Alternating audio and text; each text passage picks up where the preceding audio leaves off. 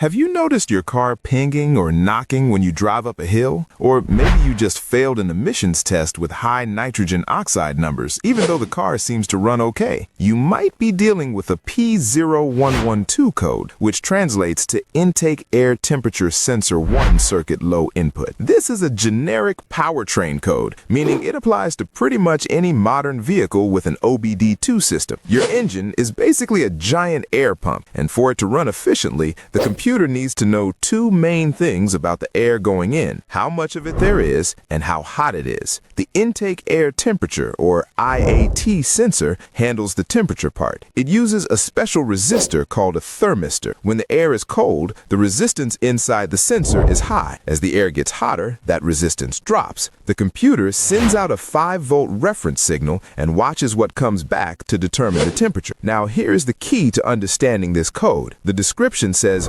circuit low input. In the world of these sensors, a low voltage signal usually corresponds to extremely high temperatures. So when this code sets, your car's computer thinks the air entering the engine is something ridiculous like 300 degrees Fahrenheit. Since it knows that is physically impossible unless you're driving inside a volcano, it flags the code. This almost always indicates a short to ground. Basically, the signal wire that carries the information back to the computer has bypassed the sensor and is touching the metal chassis or the engine block directly, grounding out the voltage. To troubleshoot this, you need a simple scan tool. With the engine completely cold, turn the key on, but don't start the car. The intake air temperature should be roughly the same as the outside air temperature. If your scanner shows the air temp is pegged at the maximum high limit, you have found your problem. Pop the hood and locate the IAT sensor, which is usually on the air intake tube or the intake manifold. Unplug the electrical connector. Now look at your scanner again. If the temperature reading suddenly drops to the extreme minimum, like -40 degrees, that is great news. It means your wiring is perfect and the sensor itself has an internal short. You just need to buy a new sensor, screw it in, and you're good to go. However, if you unplug the sensor and the scanner still reads that maxed out high temperature, the problem is not the sensor, it is in the wiring harness. You'll have to trace that wire back toward the computer and look for spots where the insulation is rubbed off and the copper wire is touching metal. It takes a little patience, but fixing that wire will get your engine fuel mixture right again and clear that check engine light for good.